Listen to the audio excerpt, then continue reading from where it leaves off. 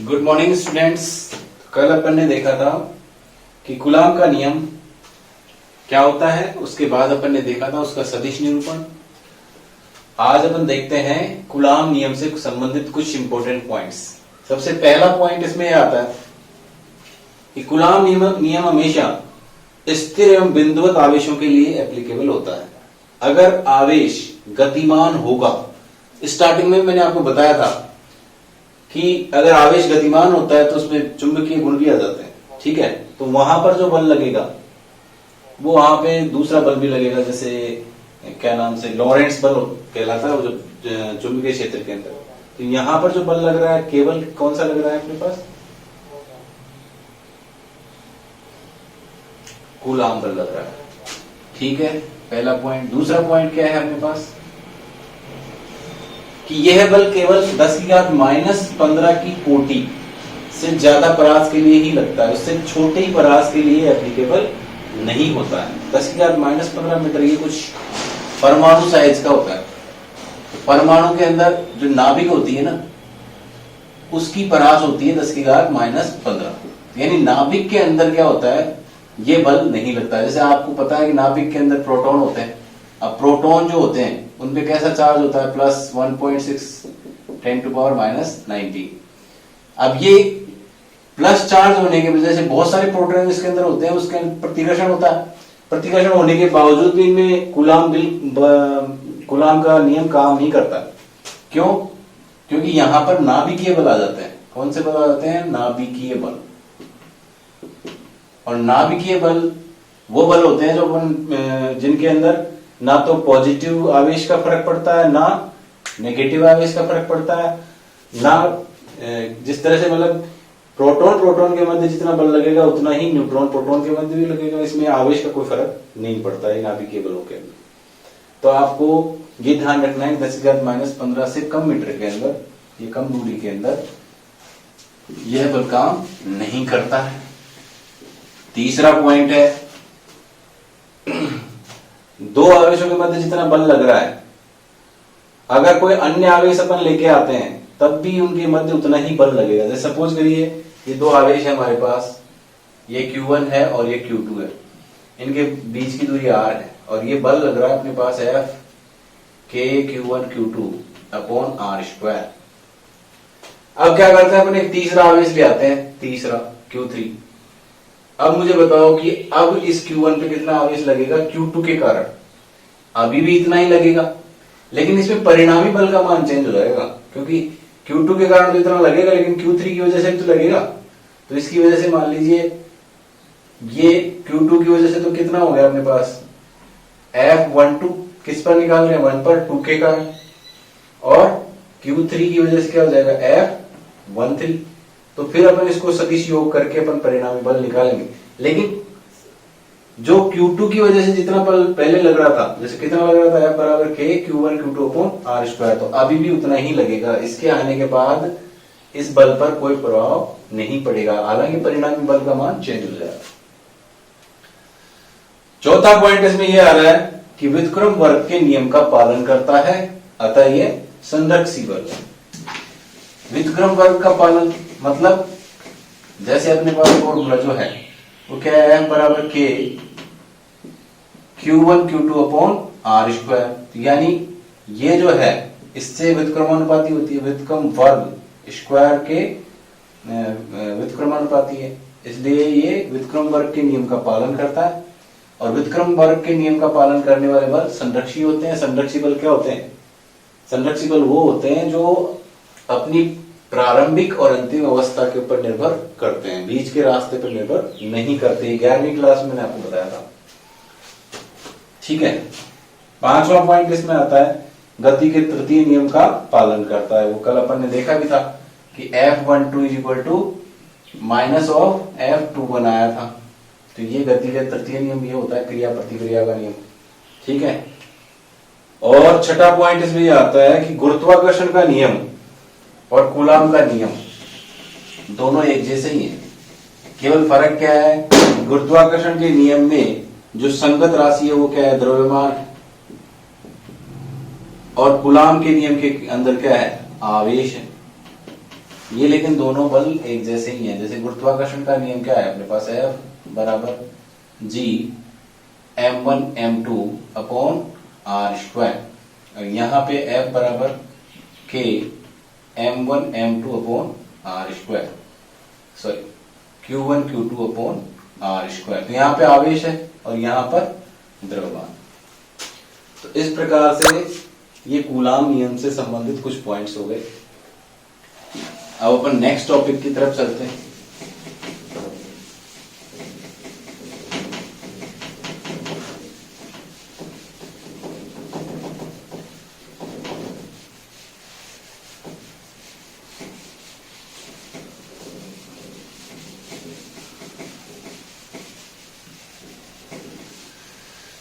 Next point पर चलते हैं, परावैद्युतांक।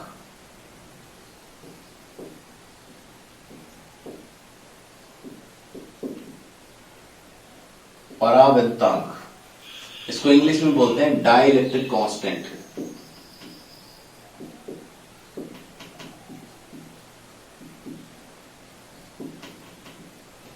इसके और भी नाम है, जैसे इसका नाम है आपेक्षिक,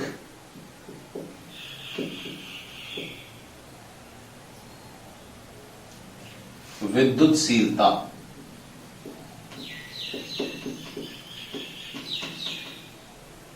या इसको अपन कह सकते हैं विशिष्ट परावैद्युता। ये इसके तीन नाम हो सकते हैं, परावैद्युतांक बोल सकते हैं, आपेक्षिक विद्युतशीलता बोल सकते हैं, विशिष्ट परावैद्युता बोल सकते हैं। हिंदी मीडियम के बच्चे डाइलेक्ट्रिक कांस्टेंट भी बोल सकते हैं, कोई दिक्कत नहीं, उसको लिख देंगे आप हिंदी में डाइलेक्ट्रिक कांस्टेंट। अब देखिए होता क्या है, इसकी परिभाषा अगर अपन देखें तो देखो दो आवेश है हमारे पास, पहले समझते हैं। मान लीजिए इसके बीच की दूरी r है, इसका मान q1 है, q2 है, तो इनके बीच में जो कूलाम बल लगेगा 1/4 pi epsilon naught Q1 Q2 upon R square लगेगा। लेकिन आपको पता है कि ये जो एप्सिलॉन नॉट है ये निर्वात के लिए है। अगर इसी आवेश को, इसी पूरे सेटअप को, यानी दूरी भी इतनी रहनी चाहिए, इनका परिमाण भी सेम रहना चाहिए, इसको अपन क्या ले जाएं, किसी माध्यम में ले जाएं, जैसे जल में, तेल में, या दूसरे माध्यम हो सकते हैं, ग्लिसरीन हो सकती है। तो इनके अंदर अगर अपन लेके जाते हैं तो इस बल का मान चेंज हो जाता है, बदल जाता है, क्योंकि ये किस पर निर्भर करता है, माध्यम पर भी निर्भर करता है। मैंने कूलाम के नियम के अंदर लास्ट में लिखवाया भी था ये बात। तो अब आपको इसमें ये डिफाइन करना है कि एक्चुअली में जब इसको माध्यम में लेके जाते हैं और निर्वात में सबसे ज्यादा बल लगता है, दोनों आवेशों के बीच में अगर निर्वात रखते हैं तो सबसे ज्यादा बल लगता है। जब किसी माध्यम में लेके जाते हैं तो इस बल का मान घट जाता है। अब जितने गुना ये घट जाता है वही परावैद्युतांक है। जैसे मान लीजिए यहां पे निर्वात में अपने पास 10 न्यूटन आ रहा है और किसी माध्यम में इस निर्वात को अपन F0 कर देते हैं, F0 बराबर 10 न्यूटन, और किसी माध्यम का परावैद्युतांक मान लीजिए 5 है, तो उस माध्यम में बल कितना लगेगा, घट जाएगा नहीं। तो इसमें हो जाएगा F0 divided by epsilon not, यानी 10/5 बराबर 2 न्यूटन। तो जितने गुना घट जाता है वही इसका परावैद्युतांक कहलाता है। तो इसकी परिभाषा भी कुछ ऐसी ही है।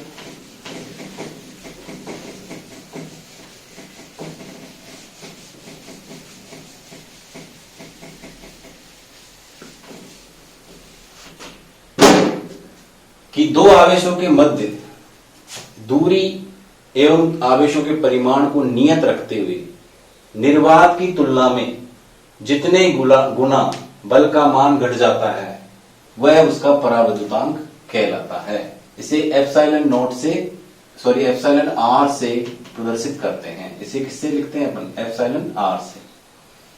तो इसका फॉर्मूला क्या बन जाएगा, एप्सिलॉन आर बराबर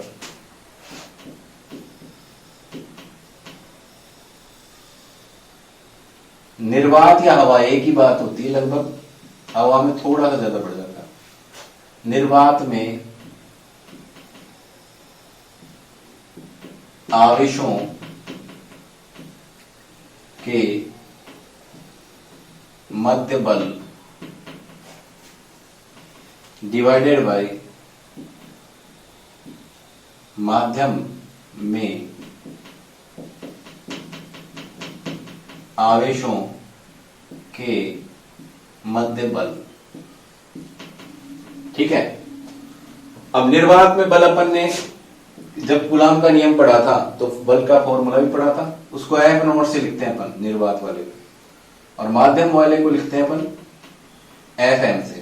इनके फॉर्मूले भी कल लिखे थे अपन ने। इसका फॉर्मूला आएगा 1/4 pi epsilon naught Q1 Q2 upon R square. बाकी सारी चीजें अपने को सेम ही रखनी है, Q1 Q2 और R स्क्वायर को सेम रखना है। ओके, नीचे आ जाएगा देखिए 1/4 pi epsilon Q1 Q2 upon R square. बाकी सारी चीजें कट हो जाएंगी। ये जो एप्सिलॉन है ये माध्यम की विद्युतशीलता है और ये निर्वात की है, ये पलट के ऊपर आ जाएगा। तो ये आ गया अपने पास एप्सिलॉन R बराबर F नॉट अपॉन Fm, और ये क्या हो जाएगा एप्सिलॉन अपॉन एप्सिलॉन नॉट। ये अपने पास इसका फॉर्मूला आ गया। आप फॉर्मूले से भी आप क्या नाम से इसकी डेफिनेशन लिख सकते हो। जैसे एक डेफिनेशन तो ये बन गई कि निर्वात की तुलना में बल का मान जितने गुना कम हो जाता है, घट जाता है, वह उसका परावर्तनांक कहलाता है। या फिर आप इसको लिख सकते हैं कि माध्यम की विद्युतशीलता और निर्वात की विद्युतशीलता के अनुपात को माध्यम का परावर्तनांक कहते हैं। अच्छा, इसमें नोट करने वाली बात यह है कि इसका मात्रक, ये कैसी राशि है, एक मात्रक रहित, ठीक है, और मात्रक रहित है तो ये विमा रहित भी है,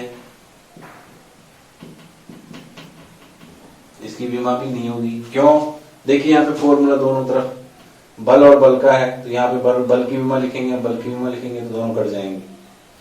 तो यानी विमा रहित है, इसका मतलब इसकी विमा कितनी है m0 l0 t0।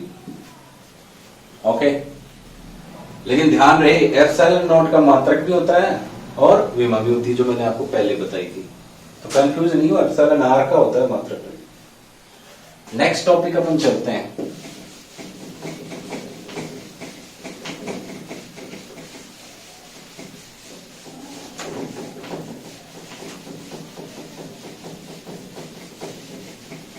अध्यारोपण का सिद्धांत। नेक्स्ट टॉपिक हमारा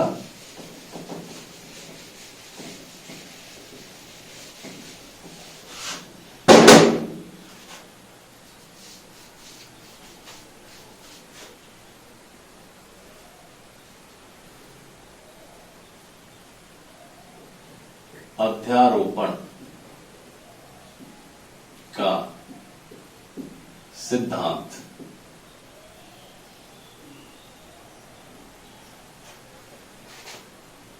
या फिर इसका नाम ये भी हो सकता है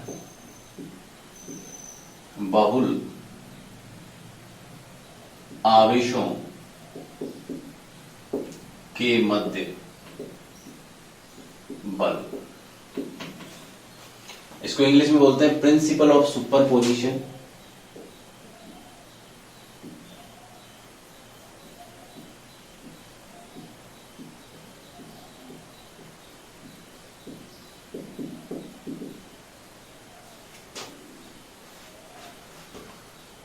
या फिर इसको लिख सकते हैं फोर्स बिटवीन मल्टीपल चार्जेस।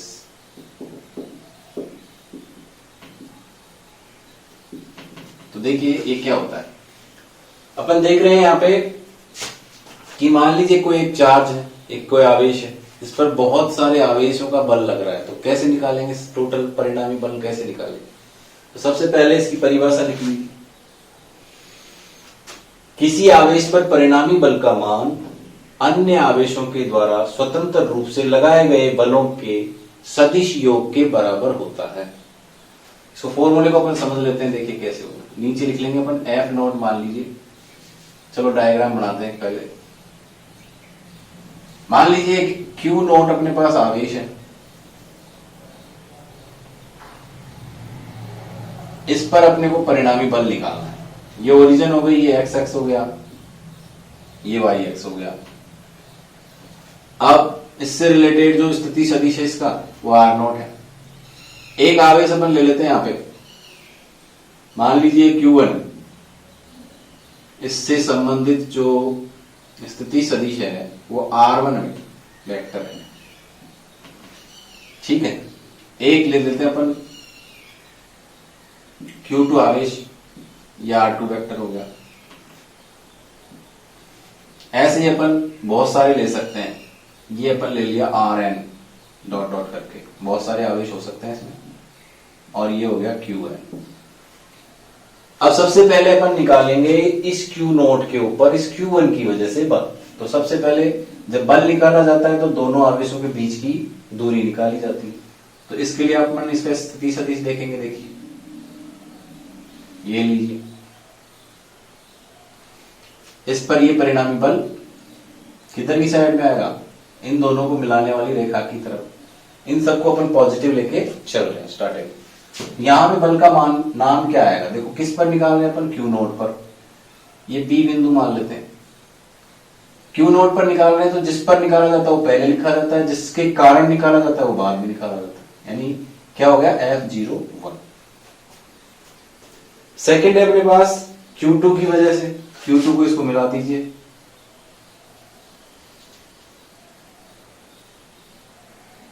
ठीक है, ये हो गया अपने पास फिर से F02 वेक्टर।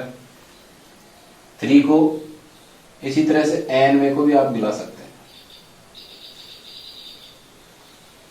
इसमें और भी आवेश ले सकते हैं, मैं ज्यादा कॉम्प्लेक्स हो जाता है फिर दिखने में, इसलिए मैंने नहीं लिए। ये अपने पास हेड ऐसे बनाने हैं इसके, ठीक है। ये हो जाएगा F0N वेक्टर,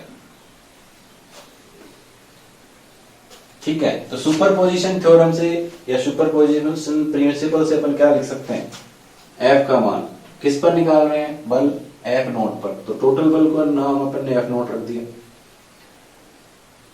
पहले वाले आवेश की वजह से बल F01, दूसरे वाले की वजह से F02, तीसरे वाले की वजह से F03 अगर है तो। ऐसे ही करके अपन चलते जाएंगे। ये हो जाएगा F0N। सभी को अपन सदिश योग कर देंगे। यही अध्यारोपण का सिद्धांत कहलाता है।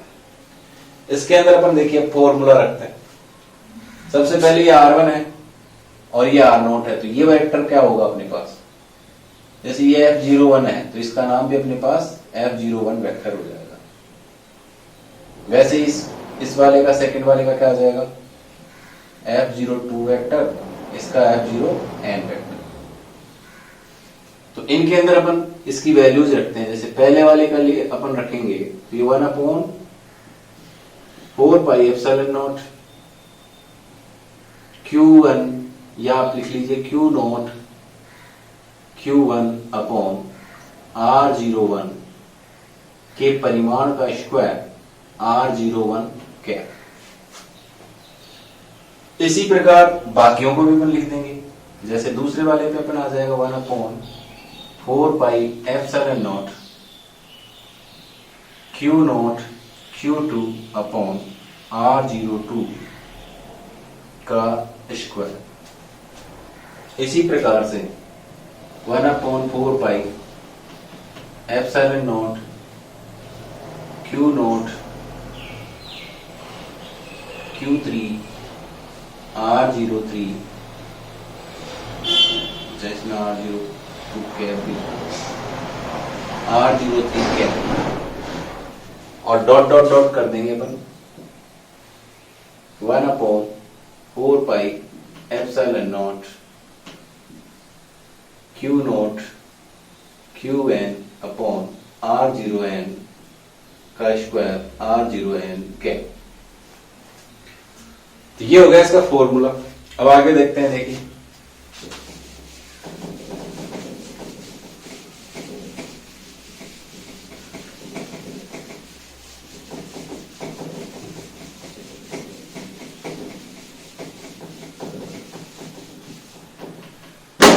अब देखिए इसमें सब में अगर कॉमन देखें मतलब 1/4πε0 इसमें भी आ रहा है, Q0 भी आ रहा है सबके अंदर, तो जो कॉमन चीज है उसको बाहर लिख लेंगे।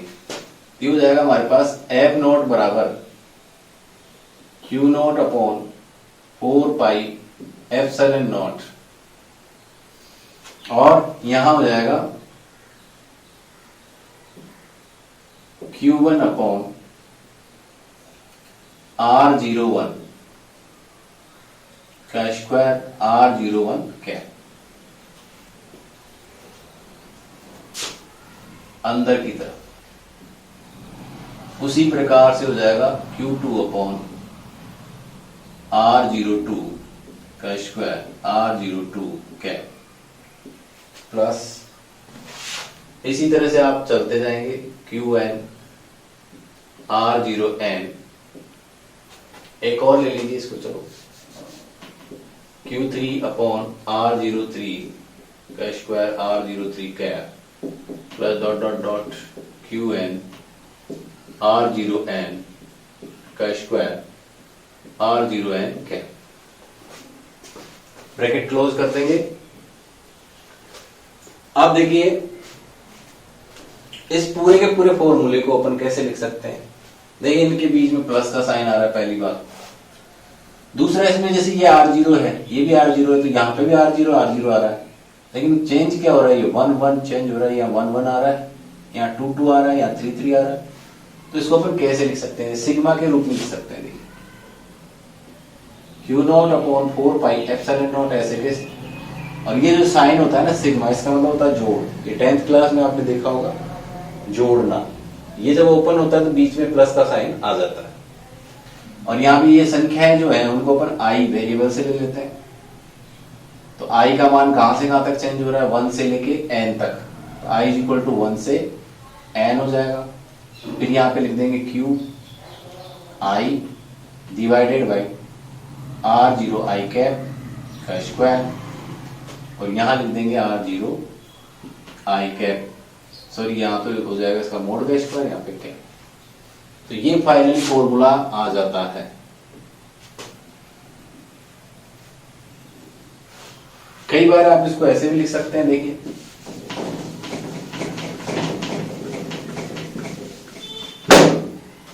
जैसे आर कैप का मतलब होता है आर वेक्टर बटे आर का परिमाण, ठीक है, एक 11th क्लास में देखा था, एकांक सदिश बराबर सदिश बटे सदिश का परिमाण। तो यहां पे इसका मान अगर अपन रखना चाहें तो क्या होगा, वेक्टर आ जाएगा, नीचे एक परिमाण आएगा। परिमाण यहाँ पे देखो पहले से स्क्वायर है तो यहाँ पे 3 हो जाएगी इसकी पावर, यानी इसको लिख सकते हैं Q0/4πε0 sigma i = 1 to n QI R0i की पावर 3 R0i वेक्टर। ऐसे भी इसको लिखा जा सकता है। ये हो गया अपने पास बहुल आवेशों के कारण परिणामी बल या फिर अध्यारोपण का सिद्धांत। तो आज के लिए बस अपन इतना ही पढ़ेंगे, इससे आगे अपन कल पढ़ेंगे विद्युत क्षेत्र। Thank you.